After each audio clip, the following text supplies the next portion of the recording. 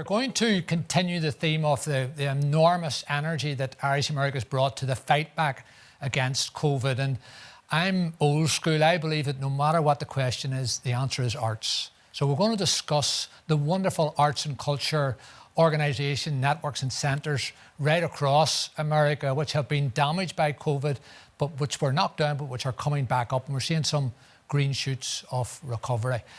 If Irish America means anything, it means dance, it means theatre, it means literature. It's our wonderful artists. So to have the theatres dark, to have the Irish centres closed was a terrible blow to the spirit of Irish America. But we are going to introduce you to six great fighters that are out there bringing arts and culture back to Irish America. And, you know, we're going to tempt the gods of the internet because we're going live again. We're going to the Twin Cities, we're going to Los Angeles, we're going to Buffalo, New York, we're going to Cincinnati, Maureen, we're going to Connecticut, Cathy. But we're going to start from the capital of culture in Ireland, that's Limerick, because the one-man band, the dynamo that is Paddy Mescal from Solas Nua Arts Organisation in Washington, D.C., a sponsor of the great, the big Irish Echo Campfire. Paddy is in Limerick. What a great city. Paddy Mescal. Take it away.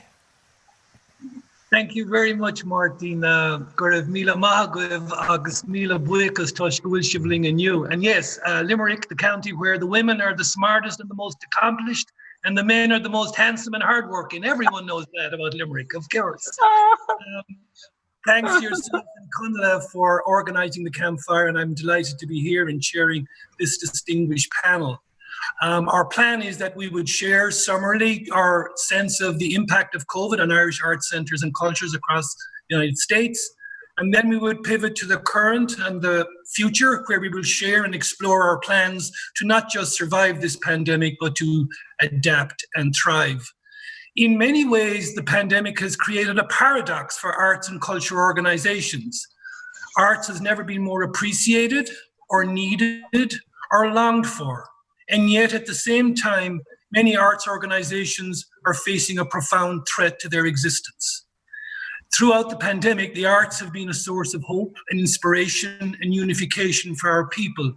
And yet now we struggle to see what are the plans to survive. The pandemic has brought together, if you like, three crises: a health crisis, an economic crisis, and a behavioural crisis regarding people's preferences and perceptions of how we gather together. How do we come together to share artistic experiences and other experiences with each other? And these three crises have had a profound impact on the financial status of arts organizations. Obviously, revenue, sales tickets, merchandising, hospitality have been either eliminated or decimated. Fundraising, always difficult for arts organizations, is even more difficult now in these times. And institutions and municipality support has been across many regions slow or insignificant or non-existent. And yet overheads need to be met. Buildings need to be lit and heated and cleaned. We are doing our best to continue to pay the artists that we committed to, and all those costs add up. And most arts organizations are non-profits, so cash flow is always critical, and now cash flow is incredibly fragile. So it's a huge financial hit. On the programming and operations sides, arts companies have had to immediately pivot from planned live performances to online performances, to streaming and to other platforms. And that has required technical resources, new technology, new tools and new skills. And small companies in particular need support in how to prepare their buildings and their equipment and their events for safety and security of audiences.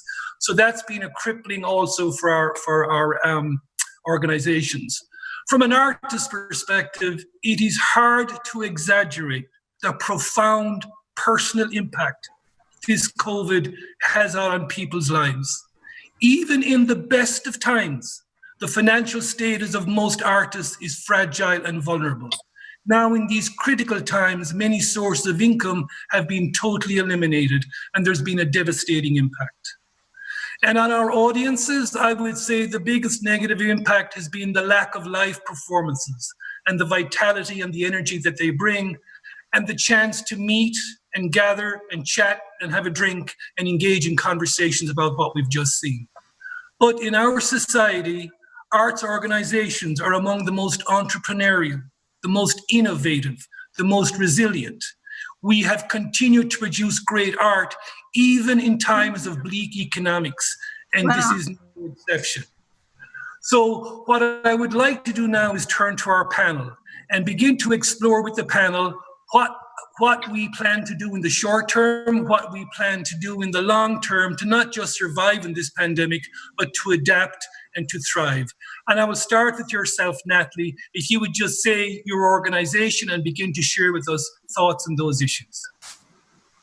Thank you so much, Patty. At Celtic Junction Arts Center in St. Paul, Minnesota, we present a large range of arts. So I'm addressing a big picture, really. I believe it's our job as arts leaders to come together, to connect, to transform, and to evolve. First, in the short term, right now, Arts Connect. So when the world stopped, we pivoted to online everything. Classes, concerts, conversation circles. The point was to bring our community together. However, modern technology is a blessing, but art can get lost in those megabytes when what people really want is the moments. So online was our first, but can't be our only solution. So I believe we have to first connect and then transform. To transform, we have to think outside the box. We craft a new normal, and of course, we have to put safety first. So procedures and protocols are creating our new structures. Quarter capacity, masked, staggered distance, temperature checks, socially distant, all those phrases now are our way forward. What that's allowing are our outdoor events, micro classes, dance classes in the park. We've even had drive-away, drive-in, and drive-through entertainment that we've been trying. As we head into the winter, it's going to be more difficult. We'll be bubbling artists for live performances and immersive retreats and reappropriating large spaces for small events. Again, growth comes from restrictions, so we transform and then we evolve. This is such a unique period of inequality, unrest, and change. We need new solutions. So for the arts, that means new voices, new collaborations, and new perspectives. Right now, young populations face unprecedented challenges, but their energy is massive and they stand to change the world.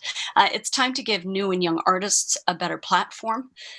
Women make as much art as men, but in some mediums, they're only a small percentage of professionals. If you look up Fair Play, addressing gender balance, and Misha Fosta, a movement spotlighting sexual assault in the traditional music scenes, they're showing us right now it's time to make a change. Of course, the systematic oppression to the BIPOC community is one that damages us all. Here in Minneapolis, St. Paul, we're back in curfew, in case any of you didn't know. Right now, collaboration and support is crucial between our cultural communities. It's time to listen as mothers of another generation cry for their sons, just as we have. So the capacity of art lies within every single human, and that's the perspective we need to kind of pull ourselves together and rise up to evolve. Now, as Irish artists, we cannot live in the past. But the past can inform where we go. It's our work to ask the tough questions as we define our future legacy. So tough questions: how do we reflect the Great Famine and decry the hunger around us? How do we laud Ireland's greatest artists and make space for new voices? How can we celebrate the Easter Rising and recognize oppression right here and now in our lives?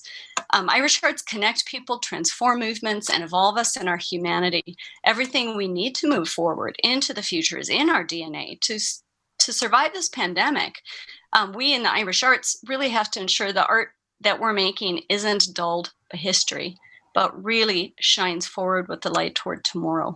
And it's that evolving that is going to take us into the future. Thank you, Patty. Thank you, Natalie. I hear a lot of hope and optimism, particularly around young artists from you in that, which is very inspiring. Maureen, in Cincinnati, your thoughts for the present, for the future, how you're going to thrive, how you're going to survive? Okay, well, first of all, we have been doing a lot of things online, and then we also have been able to open up our theater, which has a capacity of 250 people, but now we have it set up for 50. And we started off with Zoom Bloom, where we had the Irish American Theater Company actors perform segments from Ulysses. And we were gifted with the ambassador coming online, also giving a piece from Ulysses. And that was done on virtual and also live performances. And then we worked with some of the theater companies that we had already booked to come to Cincinnati from Ireland. One of them was Neil O'Shea, who does a play called Irish Actors Entertain. And he came online virtually, and he did some segments from the play that he's going to be doing in the future. And that was really well received by our members.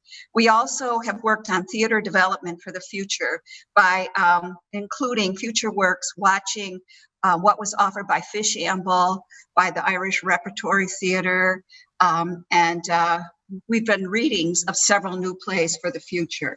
We had a special online staging of different films, and we started up with the film The Irish in Cincinnati, which was very good, and we had several people come in for that.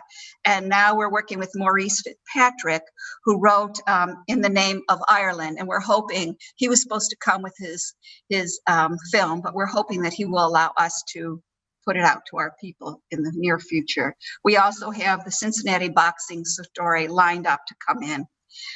Now, in the end of this month, we're very excited to have two of the greats from Dublin who are doing the Parting Glass play, which was written by Dermot Bulger and acted by Ray Yates.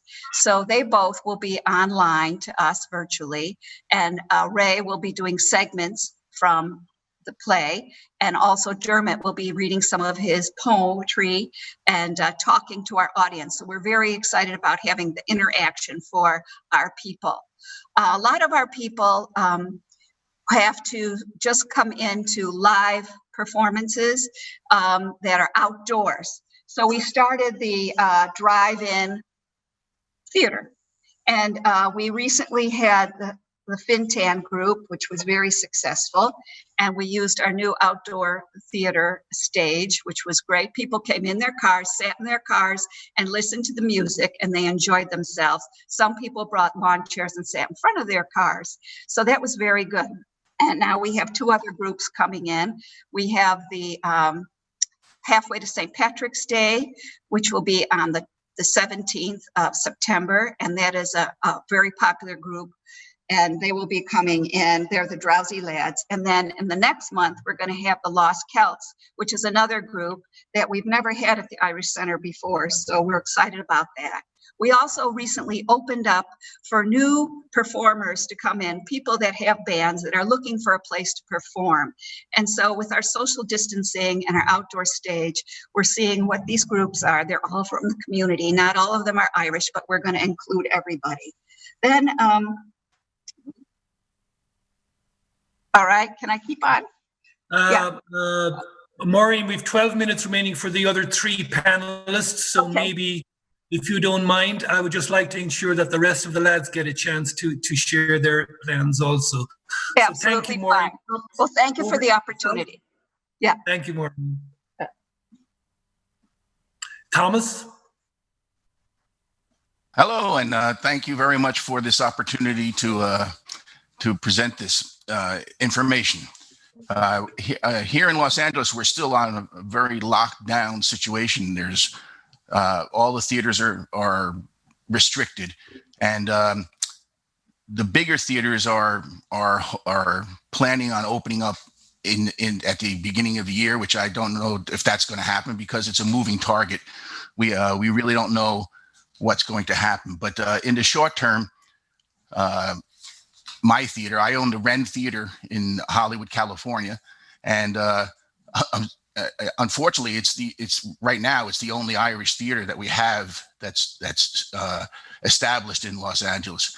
We do have the Celtic Arts Center that has done performances, and the Banshee Theater, which was a great theater, is on hiatus right now. So even before the pandemic started. Now, the real concern that we have, that everyone has, that everyone speaks about, is safety for people coming back to the theater, for the audience, and also for the performers. We have, of course, you have the face masks and the social distancing and sanitizer. And we have had a lot of the theaters in LA, instead of doing live performances with people, with the audience coming in, they've gone online. And the Hollywood Fringe Festival, which is a great event here in Los Angeles, is now doing online karaoke, and it's doing online cabaret, and it's a good kind of in between, but it doesn't take the place of live theater, of course. We have our theater started to do some live theater. We did last weekend. We did stand-up comedy, and we had to do it outside. Now we are just a small theater, a 40-seat theater, and it's a storefront. So outside our theater, we had these seats 6 feet apart, and everyone had hand sanitizer, and we had stand-up comedians there. We didn't really get you couldn't really fit a large audience, but we did get an audience, and that's what we're doing right now. And we even put baby socks on the microphones and switched out the microphone. So it's helping us to be a little bit more creative about what we're doing. Now, in the long run, there's 3 things at least one of 3 things that have to happen for theater to really come back. And one of them is have an effective vaccine. The other is an effective treatment so if people do get infected, they can be taken care of. And then we also want to get rapid testing, where you find out either right away or the next day at least. And until those 3 things happen, people will not feel comfortable going to the theater. And as far as this time now, it's for performers. Performers can get online and do something. But what's I'm looking forward to is what happens when we all get back. What are the writers doing? I remember my professor in college said, writers write. So that there's a bunch of writers out there right now, and they're stuck at home. Of course, they're going to be writing. So I'm looking forward to what comes out of this whole thing and what kind of new theater comes out. Yeah, that's a really important point, in the sense that artists need some time to let things mull around in their head, and then a tsunami of work and art comes out of them. Could I just move on to James? Thank you, Tom. Could I just move on to James from the University of Buffalo? James, your thoughts, your plans for the future? Can you hear me? Yes. Thank you, Patty, for organizing this panel today, and hello to all of you watching. I'm excited to join such a distinguished group of panelists from Irish art centers from all around the United States. My name is James Maynard, and I'm the curator of the Poetry Collection at the University of Buffalo. Now in its 85th year, the Poetry Collection is the library of record for 20th and 21st century Anglophone poetry. We are also the proud home of the UB James Joyce Collection, the world's largest and most comprehensive collection of manuscripts and works by and about the renowned Irish author. Hence, the photograph of James Joyce and Sylvia Beach behind me. Our mission is to serve as a research and teaching center for all aspects of modern and contemporary poetry. For the short term, while our doors remain closed to in-person visits, we are offering virtual services as much as we can to both UB and non-UB patrons. We've also been promoting more widely how people can interact with our collections and online content remotely. In order to continue engaging with audiences and to foster a sense of shared community around literature, and specifically Irish literature, we have increased our online programming, like the virtual Bloomsday celebration we organized this past June. This event featured over 24 distinguished readers, including Irish Ambassador Daniel Mulhall and esteemed writers Edna O'Brien and Colm Tobin. What we discovered in organizing such a Bloomsday event online was that we were able to engage with a much larger audience around the world than we ever would have been able to with our usual in-person events. So in this case, as we and many others have discovered, some COVID-19 adaptations have led to positive results. For the long term and its promise of a return to social gathering, we are working towards our goal of making the UB James Joyce Collection more publicly accessible to larger and more inclusive audiences through the creation of a UB James Joyce Museum. For the future, our hope is to build a dedicated public exhibition space so that we can invite the entire world to discover for themselves the artistry of James Joyce. That said, if anyone would like to know more information about the poetry collection or our James Joyce collection, I hope you'll please feel free to contact me. Thank you. Thank you very much, James. I think many arts organizations are discovering what you discovered, that their reach through the digital and virtual platforms is now a global reach rather than the live performance has been a local reach. So that provides both an opportunity and a challenge for us all. Kathy, from the Connecticut. How are you, Kathy? And what are your thoughts? What are your plans? As you heard, I'm Kathy, Mulkern School of Irish Dance, one of the oldest schools in the United States anyway. We're 80 years. And you know, my mom, Ireland, of course, and grandparents always raised me, the show must go on. You have to keep going no matter what. So as soon as everything shut down, which the day before St. Patrick's Day, we had 30 shows planned. But what we did is we went on Facebook and we did shows. Some of our dancers danced from home and put it online. We did old videos. We just kept on going. And since then, well, that Friday, we started Zoom classes. Honestly, they're not my favorite, but we did them. The dancers learned and things went well. And I've done a lot of shows, festivals and stuff that people, they still wanted to try and do. So we can still have our audiences. And so we've done quite a few shows.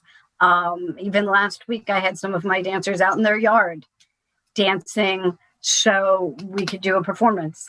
And now I am in a little hiatus here because I did not do summer camp as I usually do, because it's usually outside, which is fine, but I just didn't have enough room.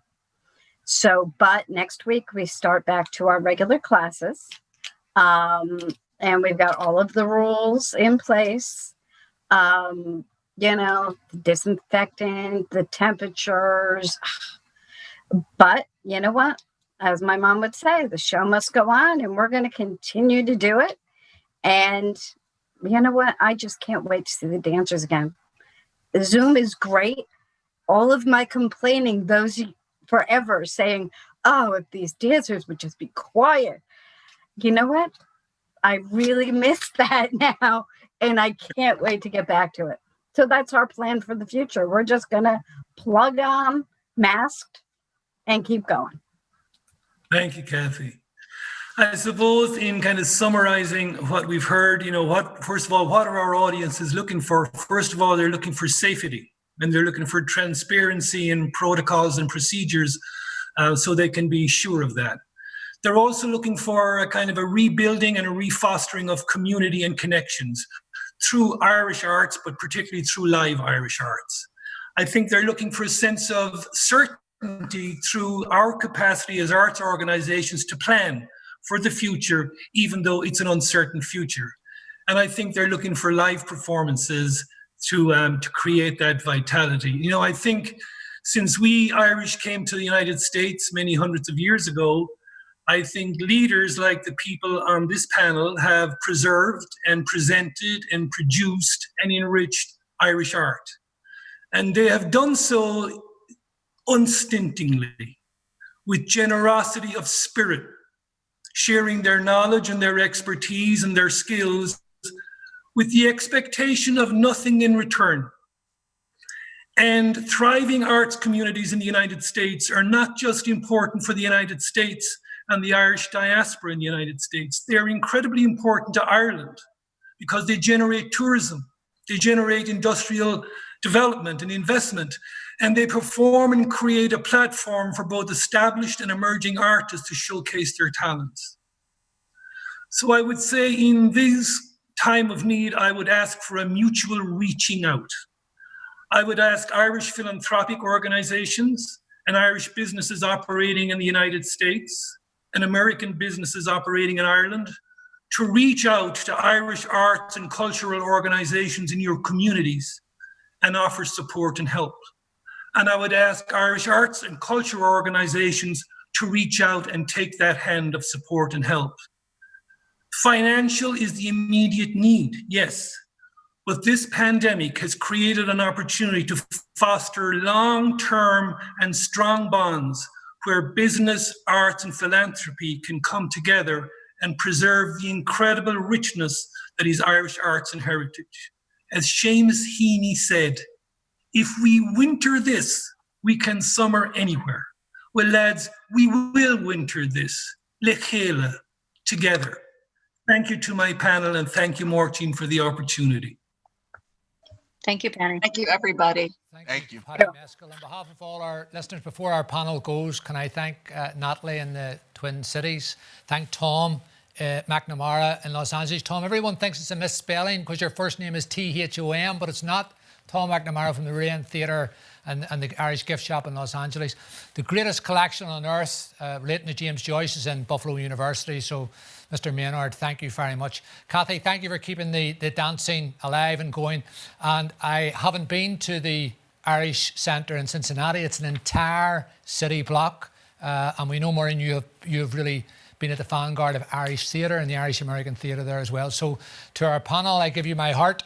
Thank you very much. Stay safe. And Paddy, to the capital of culture in Ireland, to Limerick, we send greetings as well.